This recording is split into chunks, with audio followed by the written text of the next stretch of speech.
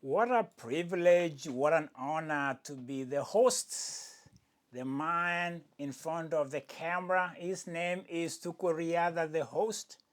Welcome aboard, newcomers, newborn babies in Tukuriada. Put on your shoes, put on your uniform. Let's get ready to rumble. Oh, wow, that was an intro by itself. I think that was just, I made it up, as they say, as on the fly. Again, it's another day, another episode that discusses, explores the subject of Tukuriada in all forms. We don't know where this one's gonna go today, but sit down, relax, enjoy it. If you speak Swahili, karibu sana mtazamaji mwenzangu mahali popote ulipo. Karibu katika what is this? Katika kipindi hiki cha Tuko Riadha ni mimi what is this? Mtangazaji mwenzako. I wouldn't say my name. You can see at the bottom of the screen. Why did I stumble in Swahili today? Who cares? Sometimes it's not the language I speak every time, but when I speak it, I know I'll be corrected by some purists out there. There's some people who call themselves purists. The organic Swahili speaking people from the East. All right, what about, let's just delve into the subject.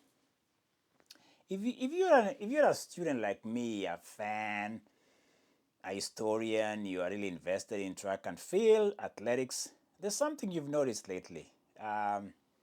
It's been a few years now. Other than Mondo Duplatis, the pole vaulter, who is dominating the pole vault, which is the field events, there's been a little bit of a decline, or there's been a plateauing of world records being broken in that field events arena. I think Mondo Duplatis I think he kind of picked off where Sergei Bubka, who was a Ukrainian pole vault back in the days, I think he was the first man to go beyond 6 meters, if I can remember correctly, because right now it's about 620s in the pole vault. So I'm talking of field events. So there's been a little bit of there's always a dominance. There's always that period of somebody just holding that record or breaking those records back to back. And Mondo Duplatis, whom I call the sweet ninja, the guy who just gets over the pole or whatever the barrier in the pole vault is, like a high jump, but you have to get the pole, and you know what I'm talking about. He's been dominating for a while. I think he's a character, and I think that's the field events we are looking at from that era of Sergei Bubka back in the 90s. If you remember, if you're old enough as me, the reason why I'm going to field events is because there's been a little bit of a decline, or we haven't been seeing much records being broken. Let's talk about maybe short put is different. I'll investigate for short put, but let me talk of specifically triple jump and long jump. There's been nothing going on there, because right now, let's talk about the long jump, for instance. If you took right now, the leading jump in the world at this time in this space is by Maltiadis Teglowu. He's an Italian, 846, best jump this year in long jump. I think next to him is Mattia Folani, and then there's Teje Gaile. And their jumps are very, very, let me see, they are not bad, but they are over 8 meters. 846 the best, 837, 834. Let me get you to where things were happening back in 91. World Championship, we are going back to Tokyo. In 91, it was in Tokyo, Japan. I remember, because things were happening, and I wasn't young. I was old enough. I think I was kind of doing okay in track and field. I was running very well. I'd just come to America. And it was I was picking up. I was finding something in college. That was the first year that I think I ran the school record in 800. So I knew what's going on globally. Let me go to field events, and let me give you what I call the true rivalry. Forget about Noah Lyles, Kung Fu Kenny, Keshawn Thompson. We can even go to Usain Bolt, because if you notice, there's been a lot of rivalry in track. And I think track World records have been broken almost, we see it almost every year now. Either it is Faith Kipyegon, Beatrice Chebet, Jacob Engbristone breaking the 3K that had lasted quite a while since Daniel Komen in 1997. So when it comes to track, records have been broken. And even the attempt by Faith Kipyegon trying to be the first woman to go under 4 minutes. I don't know about that. Check my my take on that one. Anyway, going back to field events in 1991, let me tell you how good long jump was. Then in 1991, we had Mike Powell, an American. We had Carl Lewis. We had Larry Merix. And then we have Dietmar Hoff, who was a German. Their jumps at that time, their competitive levels at that time was nowhere close to what we are seeing now. Right now, there's a decline. If we are talking of 8:46, the world record that was smashed in the World Championship in Tokyo then was Mike Powell, 8.95 meters. A world record that lasted by, Bob Bowman in 1968, Mexico. 1968, it was broken in 1991. That's a long spell of holding that record. Bowman held that record. In fact, people thought nobody would ever come close to his world record. Mike Powell does it. But within that competition, within that world championship in Tokyo, was the best rivalry you can ever see in field events. I'm talking of back-to-back. Mike Powell going at it with Carl Lewis. Let me tell you how good it was.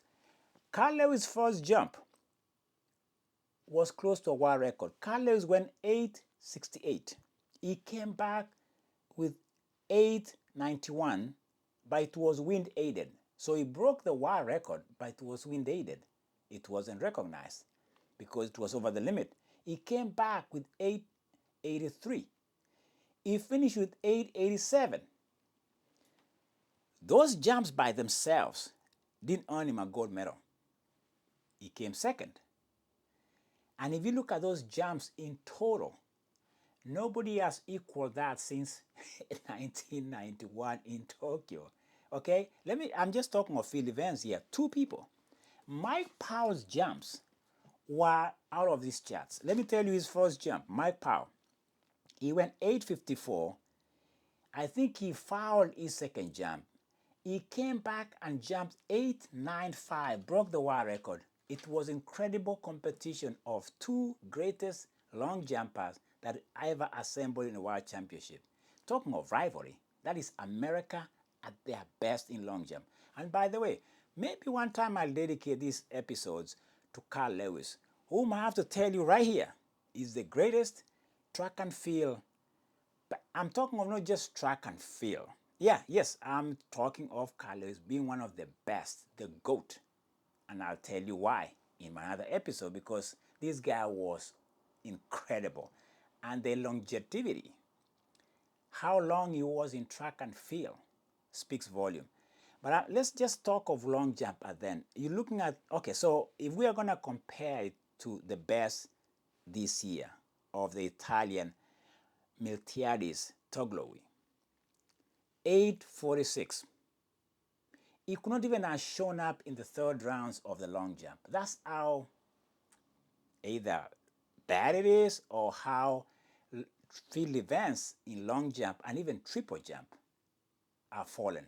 They are so low in quality, so low in distance, so low in competition. It's very low. It's not even worth talking about because it's like, what is it? What are we looking at? So yeah, I'll say this before we talk about, as we talk about the best of the Noah Lyles, the period we've had of people going faster, doing this faster.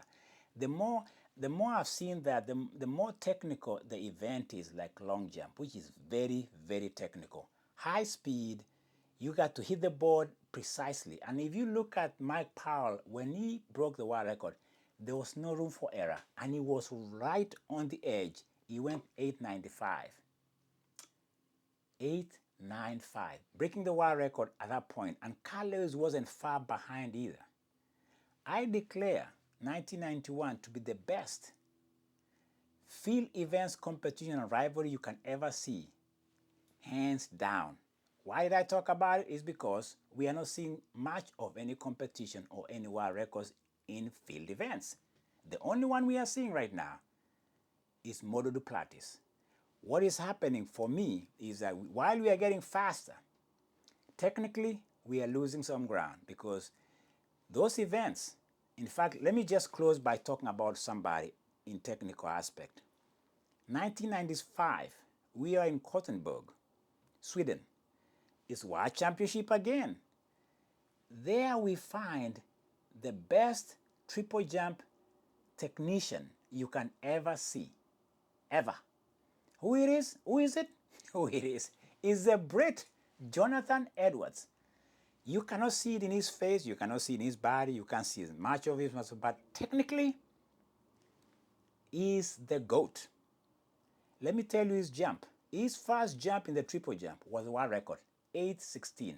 He comes back, second jump, another world record, 18:26. He doesn't do anything after that. I think he was rolled back by the crowd to tell, hey, go give us one more. 2 jumps, 2 world records. Triple jump.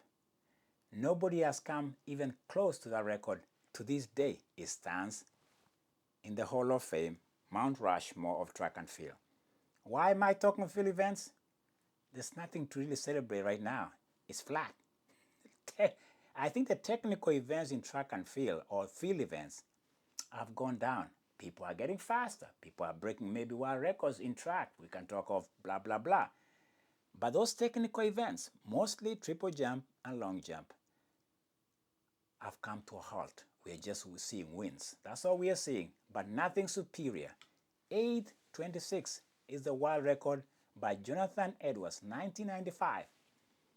We're going to Tokyo. I don't think we've ever come close to that jump.